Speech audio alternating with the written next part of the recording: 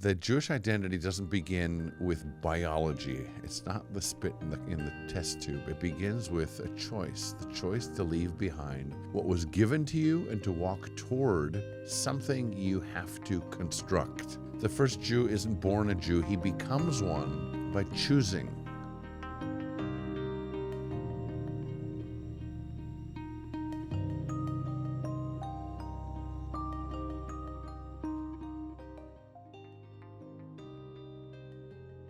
Welcome to the Meaning Mindset with Rabbi Ron Li-Paz. This is season 3. Usually I have a guest or I formulate a question that I want to answer. Well, I want to do that today, but in a way maybe that's a little narrower. I'm going to ask a single question.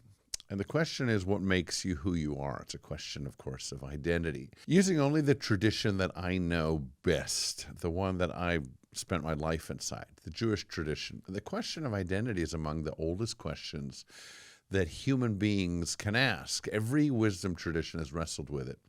The one I know best has wrestled with it for 4,000 years at extraordinary cost in the sharpest possible language. And what it has concluded is not what most of us, Jewish or not, have been led to believe.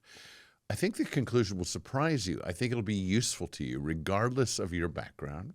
And I think it's become unusually urgent in the last 2 or 3 years for reasons that I'll get into. So today, an unusually focused episode, but one whose central insight, I hope, travels. Here's where it starts. A woman walked here into my office about a year ago, mid-30s. She sat down, and essentially she said, "Rabbi, I just found out from 23andMe that I'm a quarter Ashkenazi. My grandmother on my mother's side was Jewish. Apparently she changed her name in the 1940s and never told anyone. Does that make me Jewish?" That was her central question. And I asked what I thought was my central question, hoping it would become hers, which was, do you want to be?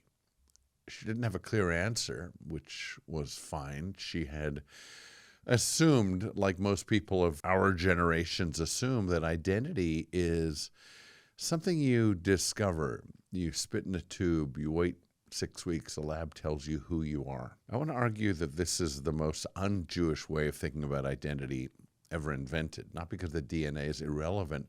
It's not irrelevant, but because in the tradition that I've spent decades inside, identity has never been something you discover. It's something you choose again and again and again and again for your entire life. The woman is having a very modern conversation, but it's also one of the oldest conversations in our time, in tradition, in the world, in human stories. The question in this case, in my case, the question is, who is a Jew? That question, what makes someone Jewish? It's a question of whether you can decide to be one or even stop being one. And the answers that our tradition has given aren't what most people have been told. Many people, Jewish or not, don't know that the first Jew in the Bible, in the Torah, was in fact a convert to Judaism. Abraham, Genesis chapter 12. He's 75 years old. He has no Jewish parents. He has no Jewish education. He has no community to support the decision that he's about to make. He has nothing to inherit. There's no Jewish people yet at that point. And then the Hebrew Bible gives us a 2-word sentence. The 2 words in Hebrew are lech lecha. Essentially, it means go forth. There are other readings of the 2 words that say it means go forth, but go unto yourself, lecha. So it's a more reflexive verb, but still it's saying journey. In that moment, God speaks to a man with no prior religious learning in a polytheistic society and says, leave everything behind, your father and mother's house, your homeland, the gods of your culture. Go to a land that I will show you. And Abraham, that man, goes.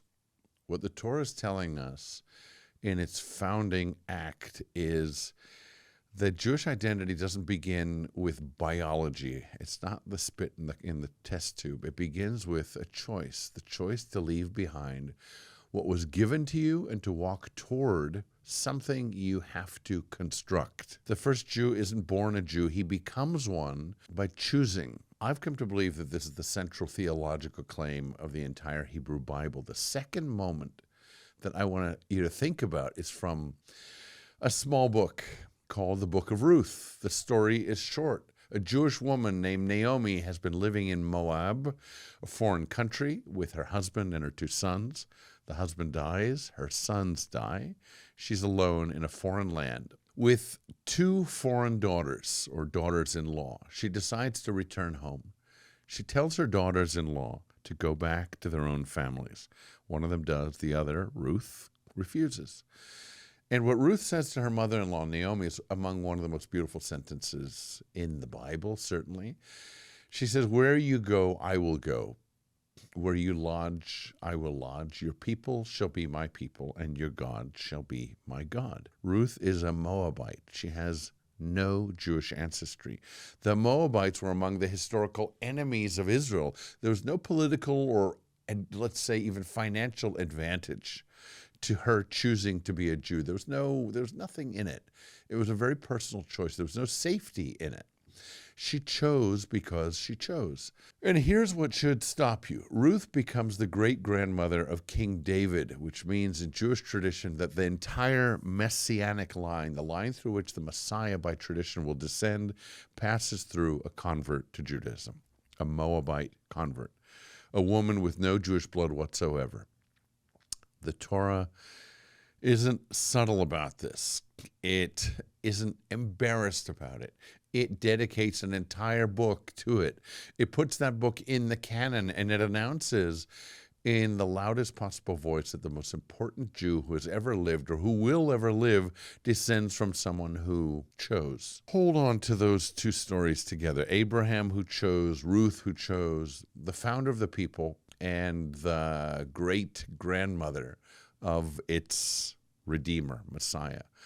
Both of them outside the bloodline, both of them inside the covenant. If you remember nothing else from this episode, remember that idea, the Jewish identity from its founding, from its origin, has been built on choice, not blood. And that's not because the rabbis were in some ways liberal, but because the text and the tradition demanded it. The last moment, the third, is at Mount Sinai, or actually just after Mount Sinai. Moses gathers the people of Israel one last time. He's renewing the covenant before he dies. And in Deuteronomy chapter 29, he says something extraordinary. He says, "I'm making this covenant not only with you who are standing here today, but also with those who are not here with us today." And the rabbis read this, of course, you can imagine, they read this intensely. They say, with serious eyes, they're asking the question, who are those who are not here today? And their answer is every Jewish soul that would ever exist, past, present, and future, all of us.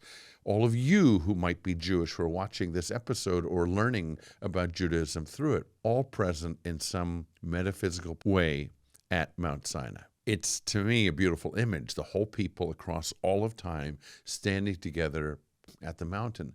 But here's the part that the rabbis sat with the longest, because what good is being present at Sinai if you don't say yes again on your own? In other words, if it doesn't become your choice, that covenant. The covenant requires what we would call ratification by every generation, each person. Inheritance puts you in the room. It doesn't put you in the covenant, I'll say, in the commitment. And think about that in your own life, what that means, to be present but not present, to be in the story but not invested in its past, its present, and its future. The covenant isn't a contract that your ancestors signed for you. It's essentially an offer left open for you. It's an offer left open for you for your whole life. And every time you say yes by lighting Shabbat candles, by saying a blessing, by showing up, by studying, by raising Jewish children, you're ratifying the covenant, which means that being Jewish isn't a status, it's a verb. I see people in my pastoral life, and I know that they were born Jewish, and that matter is settled as far as they're concerned. They inherited the noun without ever inhabiting the verb. And I see other people who didn't inherit the noun, but who chose the verb, something more deliberately than anyone else perhaps in the room. Our tradition on this question is unambiguous about which group is on the firmer ground. And it's not saying that one is less or more Jewish, but it's saying essentially one is making the choice, one is choosing, and that's, of course, palpable.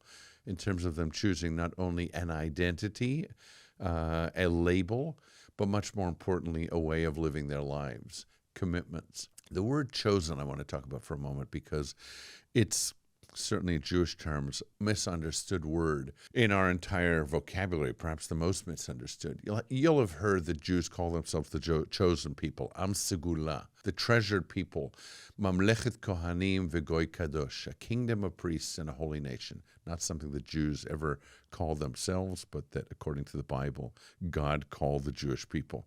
Well, if you've heard this, you may have, as non-Jews did throughout history, thought that it assumed that they were somehow better than anybody around them, superior, favored, above the others.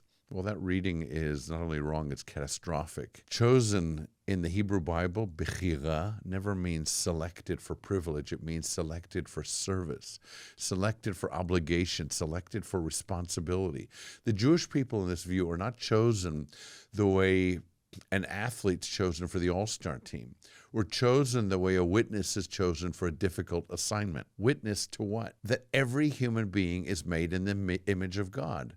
That power is morally accountable. That memory is a moral duty, that the stranger must be protected, that justice is the precondition of peace. If you've watched Fiddler on the Roof, Tevye has the most honest Jewish response to chosenness ever written. He says, I know we're your chosen people, but once in a while, can't you choose someone else? What is chosenness when you look at the actual historical record? It means persecution and exile and inquisition and expulsion and pogrom and genocide. The most assimilated community, Jewish community in Europe, Germany, before the war, was annihilated. Chosen has meant mostly targeted. So nobody who reads Jewish history thinks chosenness is a gift. It's an inheritance of obligation that comes with a serious price tag. But here's the thing, the people who keep choosing it, like myself, keep choosing it, even at terrible cost in history. That fact alone should tell you something about what kind of identity we're talking about.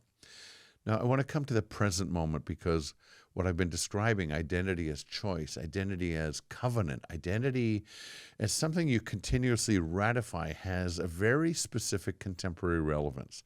For 30 years, the most important conversation in American Jewish institutional life has been a conversation about numbers, and the numbers on their face look like the end of a story. In 1990, a major national survey reported that 52% of American Jews were marrying non-Jews. The Jewish establishment used the word Holocaust to describe what was happening, literally. In 2013, Pew Research realized their first comprehensive they realized and released their first comprehensive study, an American Jewish survey.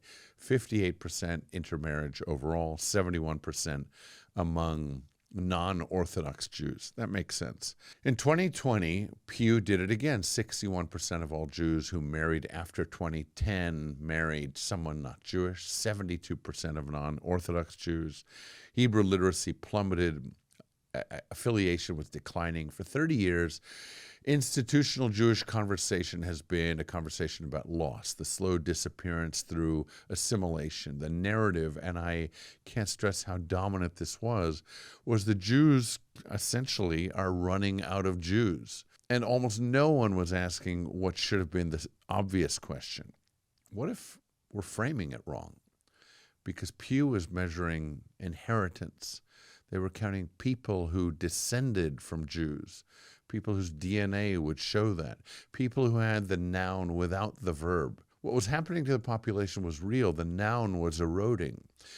The institutional infrastructure built around the inherited Jewish identity was, in fact, aging out. But there was another phenomenon that Pew was less equipped at that point to measure. The data, underneath the data, which subsequent studies have begun to surface, is that a growing number of these people are coming back by choice, plus a steady stream of people with no Jewish background at all choosing in. In the 22 Pew data, children with one Jewish parent, only 21% of those over 50 identified as Jewish. But of those between 18 and 49, nearly 50% do. That's not a community disappearing. That's a community changing the mechanism by which it perpetuates itself from inheritance to choice, from noun to verb. And then on October 7th, 2023, that process suddenly accelerated. I have to talk about October 7th because what happened in the American Jewish community on October 7th, on October 8th, and in the months that followed was unprecedented in our lifetimes. And it's the strongest evidence that I can give you for the thesis of this episode. The Jewish Federations of North America commissioned a study, their first survey in 2024. It found that 43% of American Jews, almost half, had increased their Jewish engagement in the wake of October 7th. They called that the surge.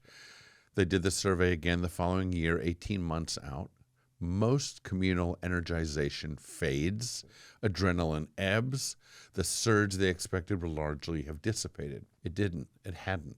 31% of American Jews were still more engaged 18 months later than they had been before. Of the 80% of the American Jewish community that had previously described themselves as only somewhat or not very or not at all engaged, over 30% were now actively deepening their Jewish life. Half of conservative synagogues reported increased attendance. High holiday services have been packed 2 years running. Chabad reported that 44% of newly engaged Jews were choosing them as their identity point, their entry point. North American Aliyah to Israel is up 12%. French Aliyah doubled in Israel. In a survey published just 3 weeks ago, June of 2026, 57% of Israeli Jews now define themselves as Jewish first. Last year, that number was 34%, the highest level in recorded history in a decade. What you're watching happen in real time is, in this generation, the largest collective ratification of Jewish identity in modern history. A massive number of people who had inherited Judaism as a noun suddenly discovering that they wanted it as a verb. Why? Well, because something in them woke up. Because they realized in the worst possible way, through the worst possible teacher, that identity is not safety, that assimilation is not protection, that being Jewish is not a private spiritual preference, but a public covenant. And that the question of who counts as a Jew has never in the end been decided by the Jews themselves. It was always decided, always answered brutally by their enemies. This is not new in our history. Spain, 15th century, Russia, 19th, Germany, 20th. Every time Jews convinced themselves that they had assimilated enough to fit in, to slide in, to be safe, history corrected us. The Jews who survived those corrections were not the ones with the cleanest assimilation. They were the ones with the deepest practice. So what does it look like to choose Jewish identity today in 2026? I want to be specific because abstraction helps no one. It looks like showing up somewhere, anywhere, a synagogue, a class. An institutional shape doesn't matter as much as the verb of showing up. It looks like learning Hebrew. Not necessarily fluently, not perfectly, but enough to participate, to follow a prayer service, enough to read a passage in the Torah in its own language. Hebrew literacy is the muscle of Jewish identity, and it's atrophied for 2 generations. It can be rebuilt in any age. It looks like lighting candles on Friday night, the simplest, oldest, most stubborn act of Jewish ratification. The world is exhausted. The candles Friday night say, we're standing tall, we're lighting these, we're realizing sacredness and identity through sacred acts. The week stops. You become a Jew for 25 hours again. It looks like raising children inside the practice, not adjacent to it, not exposing them to Judaism the way one exposes a child to a museum, forming them inside it. And it looks like, and I have to say this, refusing to let your Jewishness be defined by anyone else. Because the cost of October 7th is that millions of Jews are now Jewish primarily because someone hates them for it. That's not enough. It won't sustain you. It won't raise your grandchildren. You need a yes underneath the no. You need a positive content to your Jewish identity, not just a defensive crouch. The positive content, the yes, is what our tradition has been building for 3,000 years. The texts, the holidays, the ethical demand, the covenant, the 1,000 small disciplines of being a Jew in the world. That's what you choose. That's what's open to you. whether your grandmother was Ashkenazi or not. The woman with the DNA test, the one who sat in my office last year. Well, I didn't tell you what happened. She came back and she enrolled in a course to learn more about what she realized was open to her, not only through DNA, but in her case, that gave her a kind of permission. And what I want to suggest is that we all have permission. Nobody is denying us permission. We don't need we don't need to spit in a vial. We don't need a DNA test to give us permission toward curiosity, to find more about an identity that calls us to choose and to live an act of choosing. Well, this is the Meaning Mindset with Rabbi Ron Li-Paz. I hope this has been thought-provoking, whether you're Jewish or not, because everybody has an identity of some sort. Maybe you think about it not only in terms of what you inherited, but what you take forward through the choices of your life. And if this is thought-provoking for you and you want to comment or you want to communicate with me about it, whether it's questions or comments, or you want to learn more, use the comment space wherever you are, whatever podcast platform you're using, to share your thoughts with me, and I promise I'll get back to you. Thank you very much.